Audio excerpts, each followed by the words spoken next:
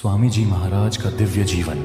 पहला अध्याय। साधक जन, क्या आपने कभी विचार किया है कि इस संसार में कुछ आत्माएं केवल अपने निजी सुख दुख के लिए नहीं बल्कि समस्त मानवता के उद्धार के लिए अवतरित होती हैं? ऐसी ही एक दिव्य आत्मा थे स्वामी जी महाराज। उनके जीवन का प्रत्येक क्षण केवल आत्मोद्धार के लिए नहीं अपितु संपूर्ण जगत के कल्याण के लिए समर्पित था। आज से हम एक ऐसे युग पुरुष की जीवन यात्रा पर चलने वाले हैं जिनका केवल नाम ही नहीं बल्कि प्रत्येक विचार, प्रत्येक उपदेश, प्रत्येक अनुभव मानवता के लिए एक दिव्य संदेश है। स्वामी जी महाराज केवल एक संत नहीं बल्कि एक चेतना थे, एक ऐसा प्रवाह जो युगों युगों तक अनवरत बहता रहेगा। तो साधक जन, इस यात्रा में हमारे साथ बने रहिए, क्योंकि यह केवल इतिहास नहीं बल्कि आपके अंतर्मन को झकझोरने वाला एक आध्यात्मिक रहस्योद्घाटन है। सन 1818, तिथि 24 अगस्त, स्थान उत्तर प्रदेश का ऐतिहासिक नगर आगरा। यह वही नगर है जो केवल अपनी भव्य इमारतों और समृद्ध इतिहास के लिए प्रसिद्ध नहीं बल्कि आध्यात्मिकता की एक अनूठी भूमि भी है। इसी पावन धरा पर एक दिव्य बालक ने जन्म लिया जिनका नाम बाद में स्वामी जी महाराज के रूप में प्रसिद्ध हुआ। रात्रि का तीसरा प्रहर था, समस्त नगर शांति में डूबा हुआ था। तभी पन्नी गली के एक प्रतिष्ठित खत्री परिवार में एक असाधारण बालक ने जन्म लिया। जैसे ही माता महामाई जी ने इस बालक को अपनी गोद में लिया, पूरे घर में एक अद्भुत आभा फैल गई। यह कोई साधारण जन्म नहीं था, यह एक भविष्यवाणी की पूर्ति थी। परिवार ने इस बालक का नाम रखा शिव दयाल सिंह। उनके पिता लाला दिलवाली सिंह जी एक सम्मानित नागरिक और धार्मिक प्रवृत्ति के व्यक्ति थे। माता महामाई जी अत्यंत श्रद्धालु और भक्ति भाव से ओतप्रोत थीं, लेकिन कोई यह नहीं जानता था कि यह बालक एक दिन एक ऐसे आध्यात्मिक प्रवाह को जन्म देगा जो करोड़ों साधकों को ईश्वर की राह दिखाएगा। बाल्यकाल से ही बालक शिवदयाल विलक्षण थे। जहां अन्य बच्चे खेल कूद में मग्न रहते, वहीं यह बालक ध्यान, भजन और नाम स्मरण में लीन रहता। 5 वर्ष की अल्पायु में जब अन्य बच्चे अक्षर ज्ञान लेते हैं, तब यह बालक प्रभु नाम में डूबा रहता। माता पिता को यह देखकर विस्मय होता कि इतनी छोटी आयु में इतनी गहन भक्ति कैसे संभव है। उनकी शिक्षा दीक्षा घर पर ही प्रारंभ हुई।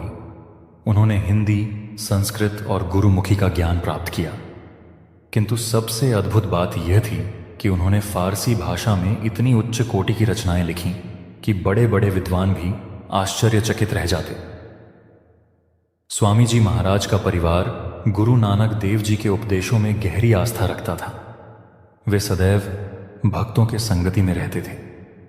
लेकिन जब हठरस के महान संत तुलसी साहेब से संपर्क हुआ, तब उनकी आध्यात्मिक यात्रा ने एक नया मोड़ ले लिया।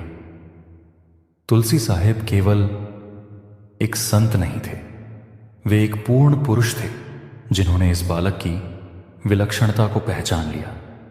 एक दिन जब स्वामी जी महाराज की माता तुलसी साहेब के पास गईं, तो उन्होंने कहा, माता जी, यह कोई साधारण बालक नहीं है।